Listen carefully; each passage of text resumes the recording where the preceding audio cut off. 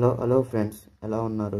Hello friends, ఇది మనకి కనిపించేదంతా శనగ చేనండి. శనగ చేను అనేది మనము మొక్కలుగా బాగా ఎండిపోయిన తర్వాత శనగలు ఏర్పడిన తర్వాత ఉండే చేను. మనం గనక చూస్తే మనకి శనగలు అనేది ఏ విధంగా ఉపయోగకరంగా ఉంటాయనే అంశం గురించి మనము ఈ వీడియోలో తెలుసుకుంటున్నామండి. మన భారతదేశంలో మనకి 59,70,000 టన్నుల శనగలు అనేది పండిస్తుంది. ప్రపంచంలోనే అత్యధికంగా శనగలను పండించే దేశంగా భారతదేశం అనేది నిలుస్తుందండి.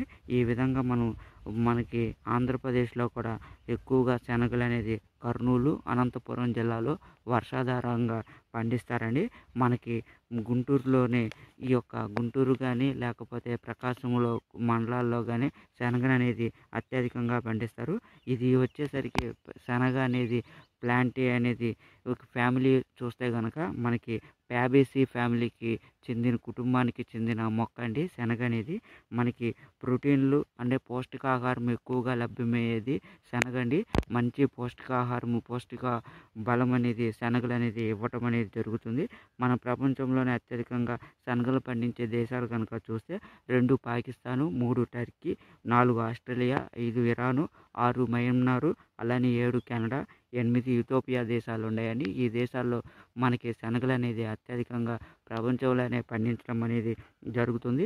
మనకి ఈ శనగల్లో ప్రధానంగా మనకి గుంటూరు జిల్లాలోను అలానే మనకి ఈ యొక్క శనగలని ఇప్పుడు ఎక్కువగా పండిస్తున్నారు.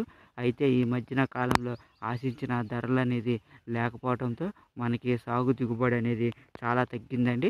మనం గనక మార్కెట్లో కనుక చూస్తే ఎర్ర శనగలు 6,000 రూపాయలు ఉంటే, అలానే తెల్ల శనగలు మనకి వచ్చేసరికి 8,000 రూపాయలు ధరలు అనేది పరుగుతున్నాయండి. ఈ విధంగా మనకి కలుపు నివారణ కోసము కలుపు మందులు అనేది ఎక్కువగా వాడటము, అలానే తెగుళ్ళు బెడద అనేది ఎక్కువగా ఉండటం వల్ల మనకి శనగలు అనేది అధిక దిగుబడిని అనేది ఇవ్వలేకపోతున్నాయి. దీనివల్ల మనకి రైతులు అనేవాళ్ళు ఆశాజనకంగా లేకపోవడంతో ఇతర పంటల వైపు మొగ్గు చూపుతున్నారండి. ప్రధానంగా మనకి గుంటూరు జిల్లాలోనే శనగలు చాలా బాగుంటాయి. అలాంటి శనగల పంటలను తప్పించి వేరొక పంటలు వేస్తున్నారండి. ఈ విధంగా మనకి శనగ అనేది దిగుబడి అనేది చాలా తగ్గడం అనేది జరిగింది. మనకి బాపట్ల జిల్లాలో కనుక చూస్తే సాగు విస్తీర్ణం 29,820 ఎకరాల్లో చేస్తే అది ప్రస్తుతము 10,493 ఎకరాలకు పడిపోయింది. అలానే పల్నాడు జిల్లాలో 11,798 వచ్చేసరికి 4,098కి పడిపోయింది.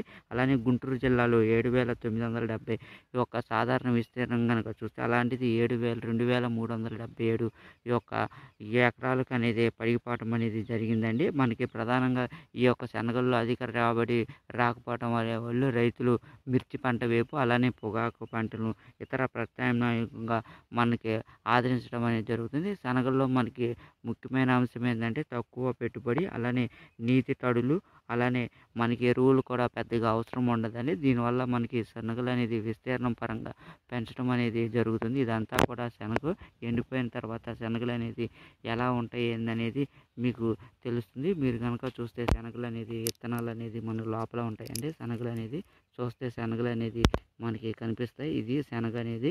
ఈ విధంగా మనకి శనగలు అనేది మన ఆంధ్రప్రదేశ్లోను అలానే ప్రపంచంలోనే ఏ దేశాల్లో పండుతాయి అనే అంశం గురించి తెలుసుకున్నాం.